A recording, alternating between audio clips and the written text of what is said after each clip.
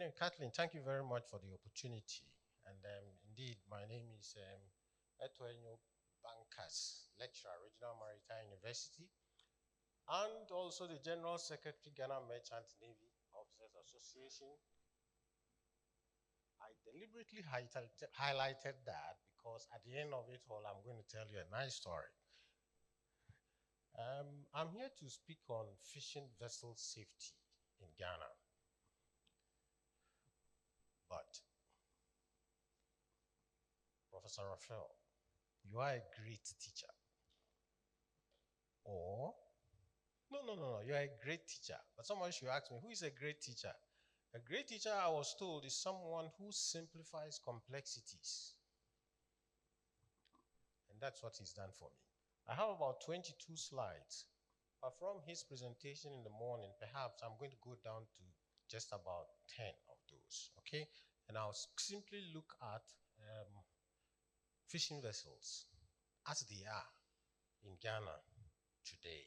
And then we draw a conclusion from the last presenter whom he represented. You know, he presented a 4x3 matrix in which he said, good vessel, good crew, and then what was the third one? Oh, forgotten? Oh, safety. Understood? So on that basis, at the end of my presentation, we should all come to understand whether or not fishing vessels in Ghana today can be considered as safe or not. Summary, fishing vessel types, and then the fishing environment. But I don't think I'll dwell much on that because for the last 7 days, a lot have been said on the fishing vessel environment, on the marine environment.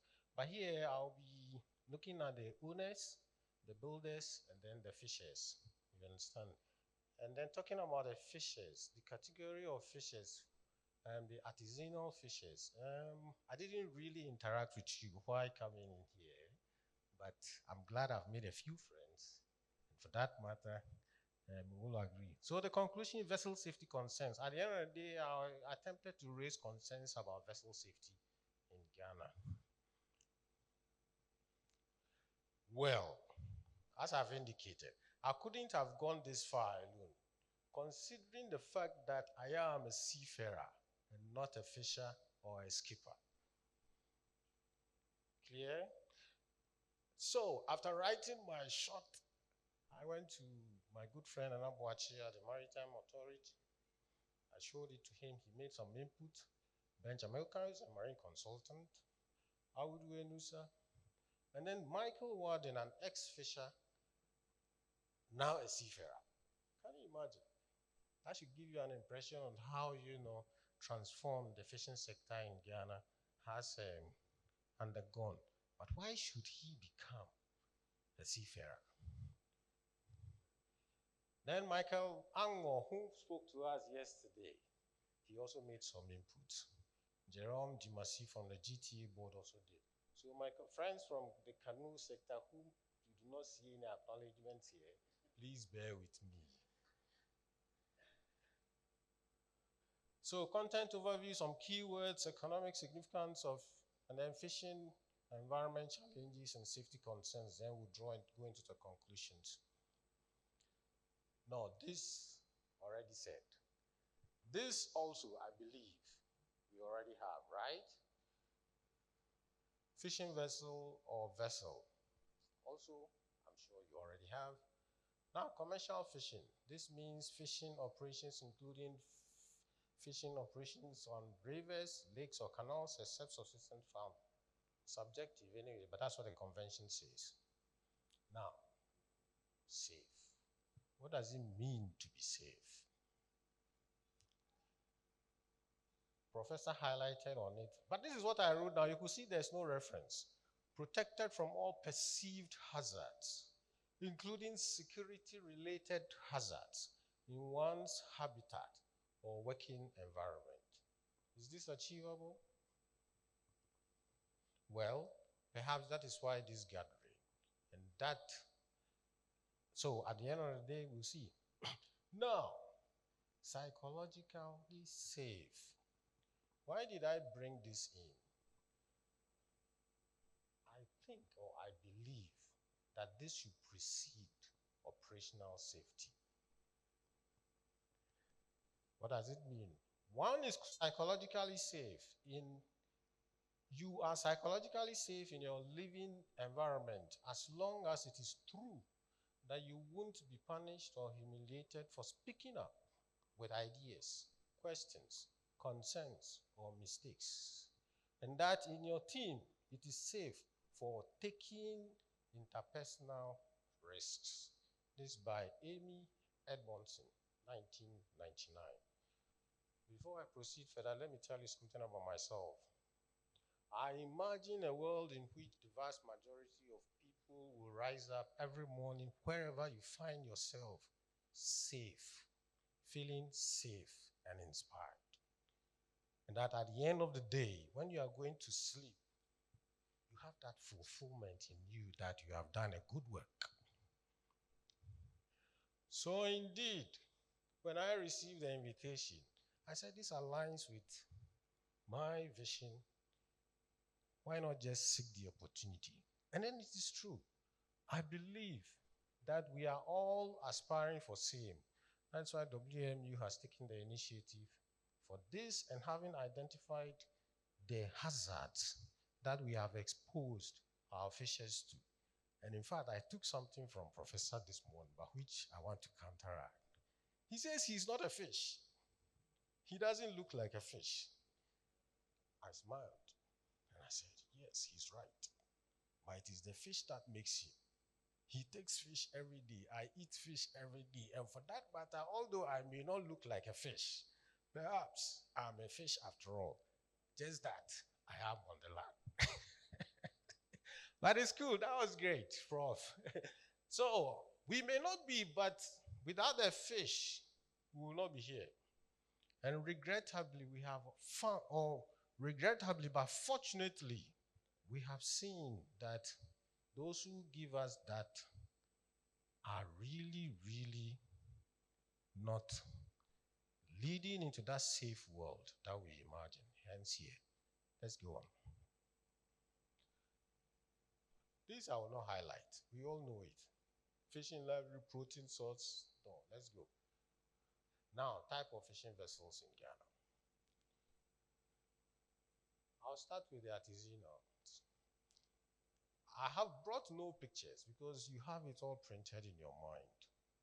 We start with the canoe. I have observed that even those who carve or make this canoe take undue risks by the method by which they even carve out these canoes. Some even get themselves injured.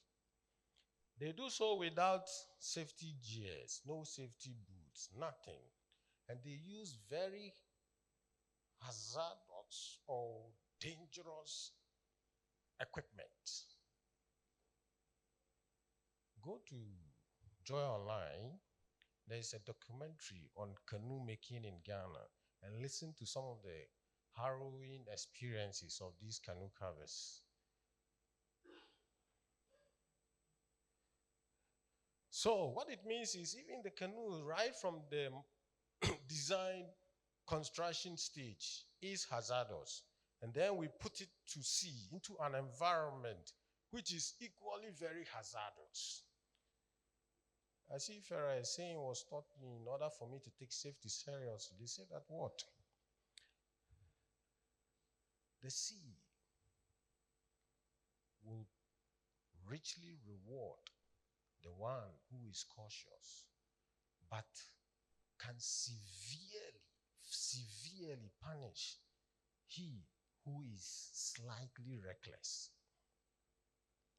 Can you imagine the kind of risk our fishes undertake in order for us to have our well-being? So, canoe, why? Well, and indeed, since the 1700s, the dugout canoes still in use. I think no. Today, you have, yes, still wooden boats, right? but the method of construction is quite different and much more safer. I think we are not helping our artisanal fishers if we do not highlight it to them right from the construction state that this isn't right. And I believe, again, dwelling on a story from Iceland, change can be achieved. And we can really desire to go to that where we want to reach. So that's it about dugout canoes, still in use. Even in the semi-industrial sector, where we have these wooden vessels with internal engines. Well, as I said, the job has been done. Just last week, right, on the start of this workshop, is a conference, we had an accident for which you all should be privy to. If you were not, a few minutes ago, it was shared with us. You understand? But why did it even happen? Read a story and you'll be told overspeeding. What is the problem? Why should you overspeed when you are just leaving the port area, when you don't have a navigational chart, where you don't have, no, I wouldn't go there further. You get it? So there's work to be done. And it is great that the WMU and the Korean Maritime Institute has taken this initiative and we are all here gathered. But come again to the steel vessels as well. We also have those in the industrial sector in Ghana where you have the trawlers and the like. I am told you'll be visiting the port of Tema in a few weeks to come. This week. I took a visit there last week. I will not comment. You just go and observe. Even the berth for which the fishers are to lay their nets for repair has been taken away from them. They now do it in the finger bed. And there's a site there which does not speak well. It appears that we have now started scrapping fishing vessels within the port, which is a real safety hazard. Do you understand? Anyway, so basically, when you take the construction of the vessels, there should be a transformation.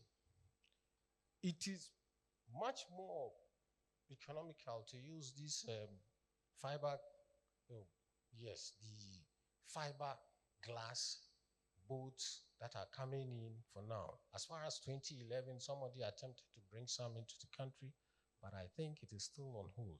Regional Maritime University has entered into a memorandum of understanding with Lama Marines, and we have actually started with this, and I hope that very soon we shall bring this to the public eye, although a lot of work has already been done in that area. This I will not talk about because I think for the last few days you've spoken a lot about governance. But then the Fisheries Commission, now we know what to do.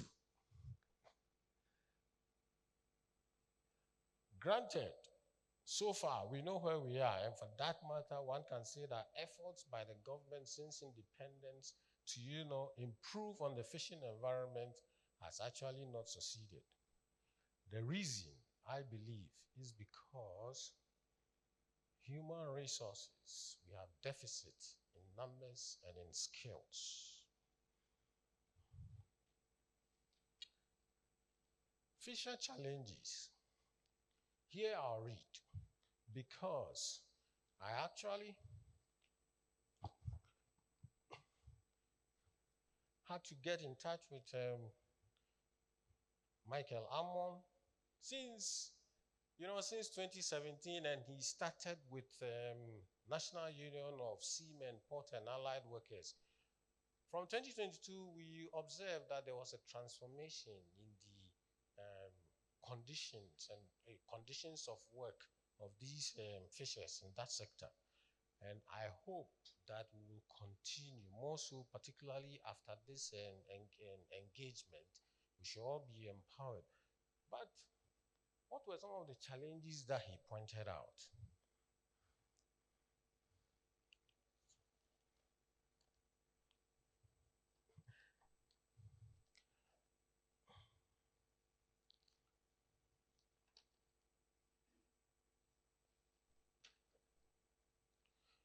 Well, training is number one on his list.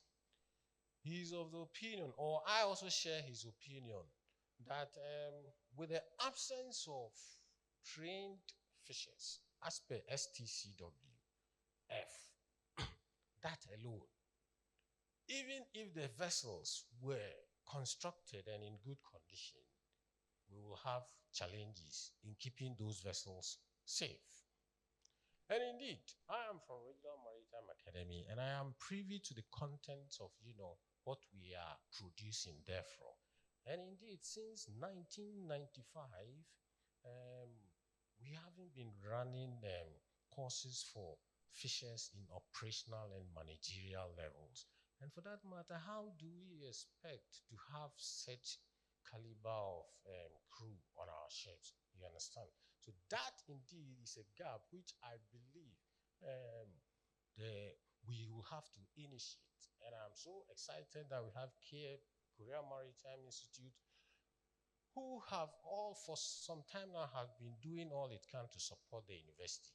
And I do hope that we can include this course training as well in there in order to bridge and close these gaps. You see, truth be told, all the challenges that we have in the fishing sector could be solved or could be reduced if we had these Ghanaians on some of these vessels as skippers, or yes, as skippers in particular. You understand? Because we know it. The vast majority of the crew, by virtue of their background, even if they will speak up, they will not do it as, for instance, I'm standing here and having this conversation with you. Can you imagine me working on a fishing boat and my owner will tell me, hey, do this? No, he wouldn't dare. Understood? So let us have that at the back of our minds, and let us put in more efforts in order that this training could be carried out at the university.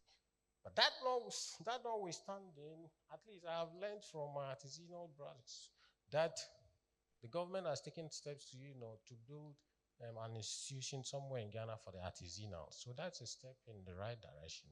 And kudos to you. I believe that RMU will support and assist you in achieving that. For the owners, the canoes, they say, money, we don't have money. We don't have money. In fact, the wooden boats that are being used for the semi-industrial purposes, in Tema, we used to have a yard purposefully built for wooden boats. Today, it is no more. It has become a rental to people who want to come and repair boats there. And a few we have to. And the reason why when they crash is because over time they develop leaks. And now instead of building a new one too much, so you simply repair them and then take them back. Apart from that, getting spare parts for their engines is a huge challenge. Some of the parts you may get from Ghana, but some not available. And they may have to wait for weeks before the parts will come, if they will come at all. You understand? So it's a challenge. Back to artisanal boat building again. Again, I will want to reassure and look at the Lama Marine and RMU Memorandum of Advanced Understanding to see whether, we could help them to penetrate into that market and to it. But again, funding.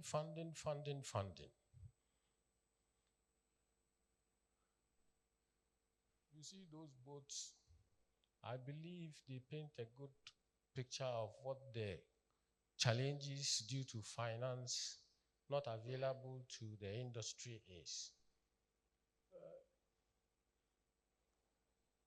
Wooden boats, what do we say? When they are too old to be reading off. For the steel vessels, we scrap them. What do we do to the wooden boats when they are too old to be sent to sea?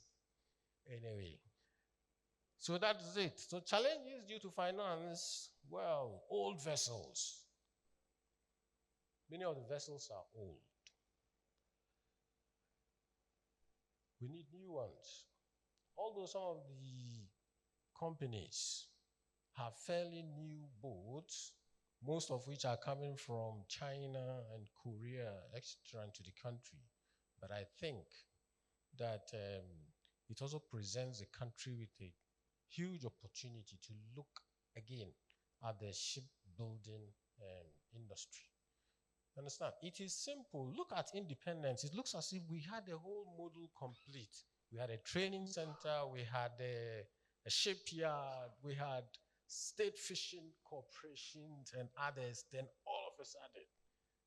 So ideally, Ghana was well positioned. But what went wrong? I'll leave that to us to think about.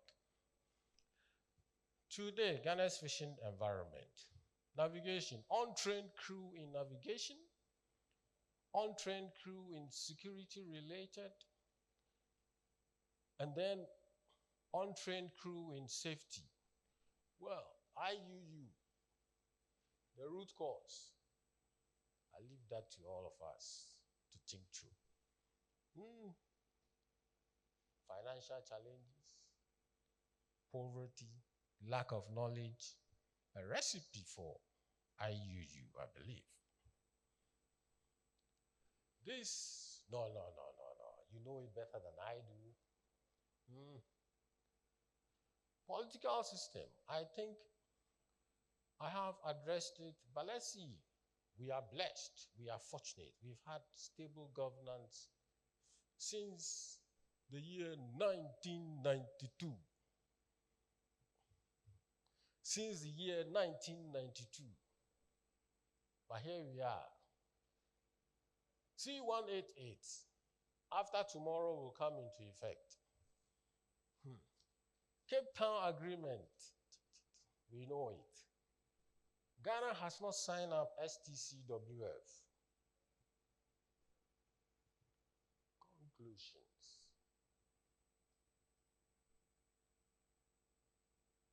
We understand livelihood. The regulatory landscape is, yes, both local and international, but we need to integrate the local, the international into the local. Informal training of fishers, yes, more locals to undergo formal training, because for now, we can say it is mostly informal. To say that the artisanal fisher is not trained is not true, but it is their tradition. But what we are encouraging them to do is they should look at the tradition again and blend it with modernity, isn't it? Yeah. Safety. Doubtful. Really? We'll be doing the